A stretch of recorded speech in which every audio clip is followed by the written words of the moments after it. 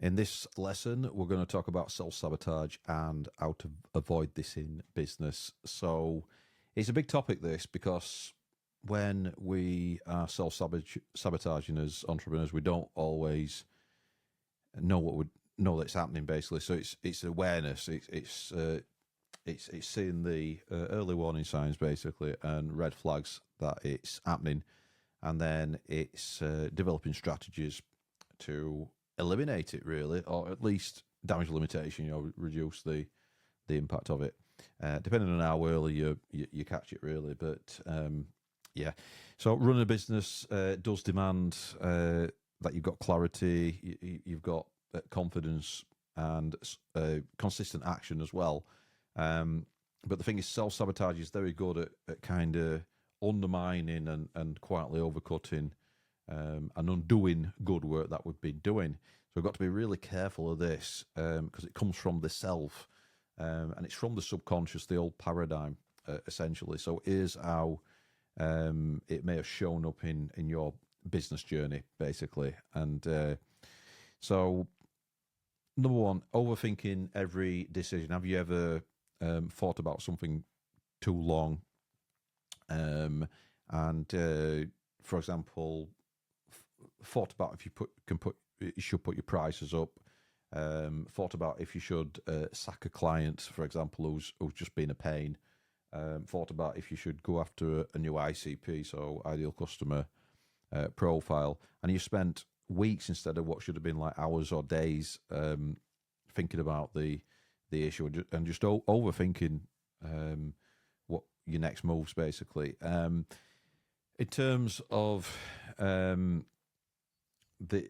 why this happens, it's kind of like it's all fear. It's false expectations appearing real, and it's really lack of self confidence, really. So, especially, you might be doing particularly well, but then self sabotage starts to happen.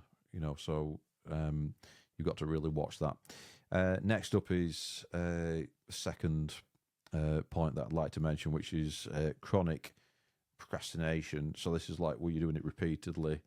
For example, you're working on something that doesn't really matter in the business when you should be working on something that's key. So it's busy work rather than important work. You probably heard of, if you've been a busy fool rather than working on the things in the business that are going to move the needle. So they're working on the business activities rather than the working in business activities, and working on the working in the weeds. Like the operational work that's actually not going to. It needs doing, but not necessarily by you. It should be something that you're delegating and getting your revenue up high enough to get people to do your aspects of your service delivery, and then eventually your marketing and sales.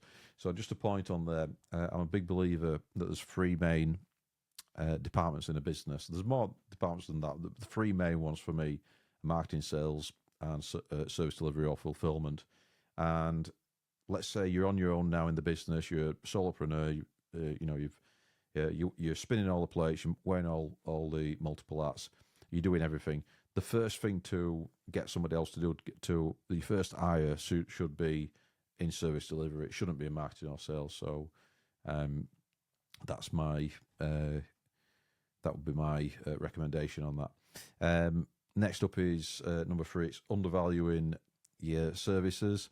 So pricing confidence, essentially, setting your prices quite low because you think that it's unfair to charge anymore, and just a little, and also that it's a safety net that you think that you'll get the, or it's a safe pitch into almost like guarantee the work, but actually it's not always the case. And even if you do get the work, you're probably going to pick up a client that's going to be a bit of a pain. And also, you're probably going to not make a profit either, and you're not going to be able to scale because there's going to be no profit and nothing left over to actually hire somebody. So you're just going to be like every other, bottom feeder in the industry, and a lot of industries. It's like more than half are just like mediocre at actually doing the job. So you're just going to be like everybody else who's kind of at the bottom of this, the triangle. Consider this is the all of, the total suppliers in the whatever business you're in, like web design or roofing or whatever it is. Most will just be, at the bottom you've got a lot, at the top you've got fewer. You've got less competition at the top. If you want to make 1 million, you've got loads of competition. If you want to make 10 million, you've actually got fewer people trying to make 10 million. So, you know how that works, don't you? You know what I'm saying? So aim to be at the top where you can charge more, you'll have better clients, you'll be able to solve bigger problems, but you'll have to be better as well. So that's where you want to be aiming, that there's less competition there, there's less saturation in the market. So you don't want to attract clients who don't value your work, and chances are that if you're setting your prices too low, you're going to do exactly that. And then what you can also do is, and it's a recipe for disaster, let's say you're going to do a website for really cheap, like 500 quid or something. You're going to then end up doing £3,000 or £4,000 or £6,000 for work on that 500 quid website, trying to do a really good job. Then you're going to over deliver to the point of burnout, because you're going to be trying to make more money, but you can't even get to, a normal wage even by just, doing these cheap jobs. So you're just gonna run out of money, and then go out of business and hit the wall basically, and you're going to have to get a job again. So that's what a lot of people do. They just don't get the pricing confidence right, undervalue the services, don't work with the right clients, and then they don't realise, that the best clients are actually the ones who'll pay you more, because they've got bigger problems to solve, and they're not a pain, and they don't, and they know what you do. They understand. You don't have to educate them in this, that, and the other. They don't say silly things like, when you ask the revenue and they say, well, it's not all profit, we don't take all that home, and they just don't have those silly conversations with you, like a lot of the cheap clients do. So undervaluing your services is another form of self-sabotage, or another way that it manifests. Number 7 is isolating yourself. So you might be saying to yourself, you might have some negative self-speak. I should be able to figure this out on my own. And that is negative, because we're social creatures. We need people to solve problems. There's a third mind. There's a mastermind that's created when two people to get together, two or more people to get together. There's a mastermind, and there's an energy that flows as well.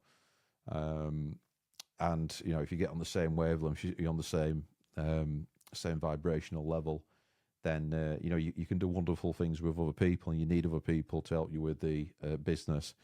AI is wonderful, automation is wonderful, but people.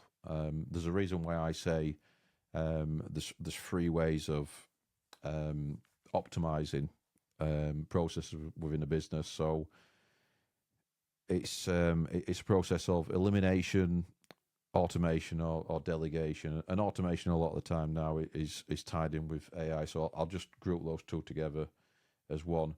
Now, obviously the cheapest thing to do, least expensive, is going to be to eliminate it. So write down all the processes in the business. Do we even need to do that? If not, get rid of it. Then, if you can't get rid of it, if you need to do it, then it's automate it. And AI is a big help in that these days. Definitely embrace AI if not already in your business, because you will be left behind if you're not using AI.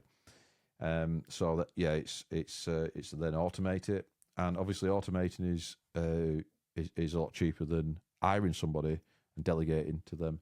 So obviously that's why it's in that order. So it's so next thing, if you can't automate it, then you delegate it.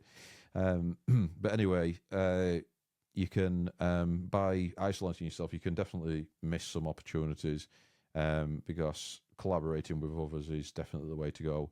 To grow any company, you need people. You need good people as well. And it's not hiring cheap people. It's hiring skilled, experienced people. Definitely right attitude and ability to learn is a good thing. I like to hire people who can already do the thing.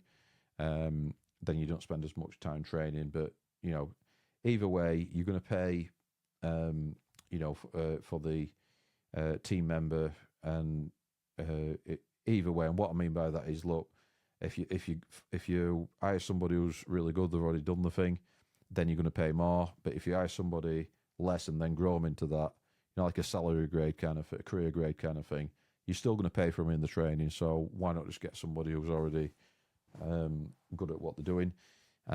So there's some. It's nuanced, but I'll leave that one at that. Yeah, I like to hire people who are already really good at what they're doing, and then so you just recognize when it's happening. Recognize when all these signs are happening. They sometimes happen very subtly, and you don't realize, and they can lead to all kinds of things like overwhelm and self doubt, and you just you're setting yourself up for a world of pain if you're trying to do everything on your own. There's an old limiting belief which I heard as a child, and I kind of believed it for a long time. And yeah, it was if a job's worth doing, it's worth doing well. And another one is you can't find the staff. So if you've heard either of those and you've internalized them, these self-limiting beliefs, and they are self-limiting beliefs, they've been passed on from other people who also believe that they might have had it passed on to them, and then you've internalized it. So now I've said this, if you didn't realize it before and you think, oh, right, yeah, Michael's just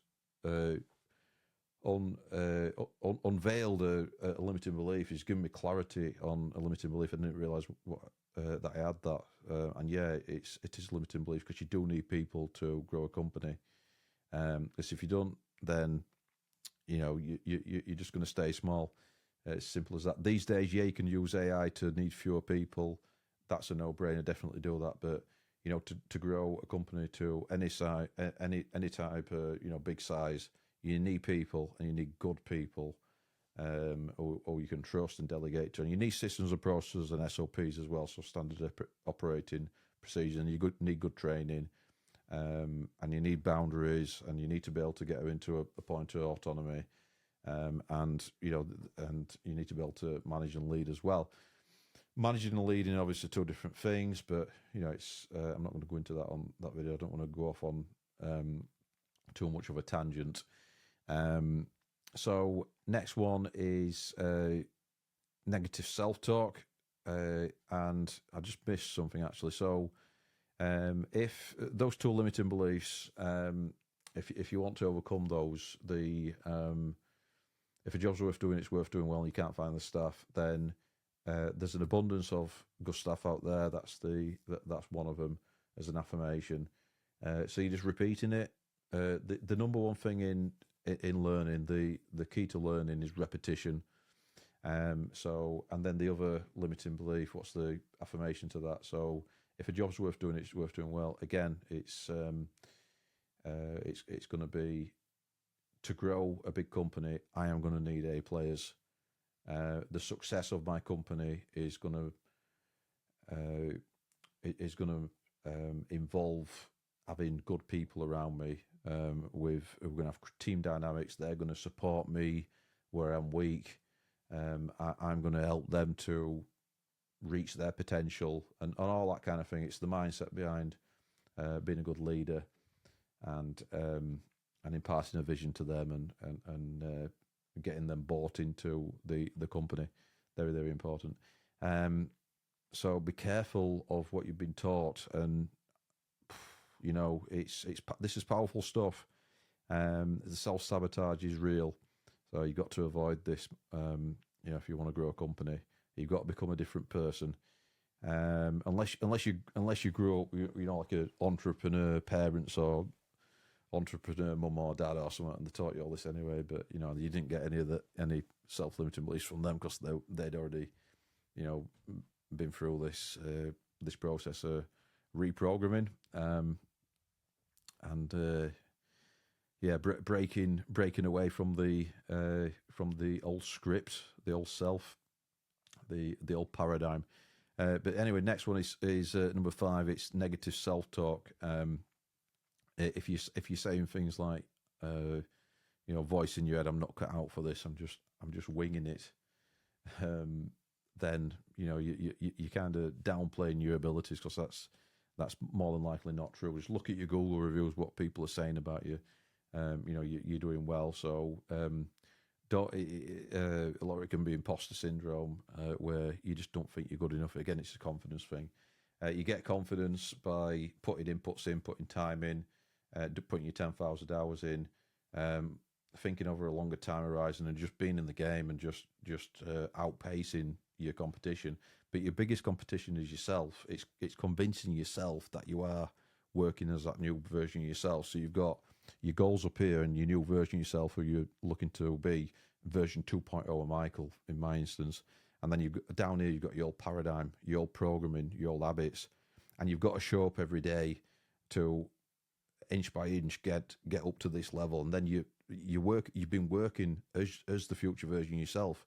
The future version of yourself, define it, write it down in your journal, put it in a Google Doc, put it in a Word document or something like that. And you're going to work as the future version of yourself. How does the future version of yourself dress and act? What is the haircut like? Go and get that haircut now. Go and reinvent yourself. So yeah, if you're downplaying yourself, if you're using negative language about yourself, just you don't need that stuff. You don't need that stuff. And then next one is inconsistency. So starting and stopping is the opposite of consistency. So you're better off doing something consistently over time every day. If you work Monday to Friday, that means. But then at weekends, getting up at the same time, going to bed at the same time. Don't go into bad habits at the weekends, because then you might have to take some time to get back into it in the week. So consistency, showing up every day for yourself, doing what you promised to do, having discipline, so the ability to give yourself a command and follow through. So if you're saying things like yourself, I'm going all in now, I'm going all in, like you're pushing the chips in, you're playing poker, you're pushing the chips in, but then that's super risky, and it can lead to being knocked out of the game. It can lead to a big fail, if you make the wrong move. But if you say, I'm going to do loads of sales, and then you do like 12 hours straight of cold calling or something, and then next day you're absolutely shattered and you can't do any more, that's not great. It could be a day later, it could be a week later, when you say, maybe I'll just stick to what I know. I'm back into the comfort zone. You're just like, hunter-gatherer, the subconscious, the paradigm is saying, trying to keep you safe. That's what the brain does. And the brain also looks for the path of least resistance. So what's easiest? It's to stay in the cave, stay in your comfort zone. If you don't go out and hunt, you're going to starve, because you're not going to be able to eat. But if you go out, you might die. But if you stay in, you're definitely going to die. You might be safe for a while, but you're definitely going to die. So it's a lie. You've got to counteract that programming and get into some better habits, some good habits. And the good thing is, it's the same amount of energy that you put into good things as you can put into bad things. And you've got to really be careful, I promise you, about the people that you're around, because you're the average of the 5 people that you're around. You really are, because the things like poverty can rub off on you. Things like negativity can rub off on you. If you work somewhere, if you're employed, I'm full-time business owner, but if you work with people who work with colleagues and they're all negative and doing the office politics thing, or the the gossip and stuff like that when they're having the coffee, keep away from it. Get the headphones on or something. Get some positivity, some Bob Proctor on there or something, some Sandy Gallagher. But yeah, starting and stopping, especially when you're launching something new, inconsistency, starting things and not finishing it, abandoning things partway through, it's all a symptom of self-sabotage. Just done is better than perfect. Get started, course correct along the way. Read a good book, Ready, Fire, Aim, which I recommend. So you can get analysis paralysis if you just like get into this perfectionism. I'll start when I'm ready. I'll start next year when the economy changes. Best time to start was 10 years ago. Second best time to start is right now. So I hope you got something out of this video. In terms of turning it around, Just be aware of these patterns. Look for the red flags when the self-sabotage is starting to happen, and then just remember why you're in business as well. So it needs the best possible version that you can possibly be, and it's a constant thing.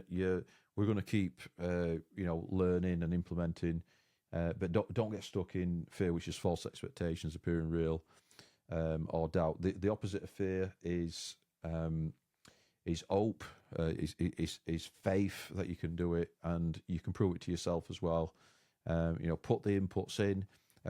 If your goals are here, this is your new self, your old paradigm, your old behaviors, your old habits. Keep proving to your subconscious that you are this new person, and then eventually you will become this new person. You become the 2.0 version of yourself, and then you'll have some more goals. Yeah. So once you get to, I don't know, whatever you need to make a month, let's say you're aiming at 12K a month or £12,000 a month, I don't know, $15,000. That's your goal. You're currently making $2,000 a month or something like that, right? So you're going to make another 10 grand. All your current self doesn't believe you've done it. You've never done it before, but your new self knows it can be done.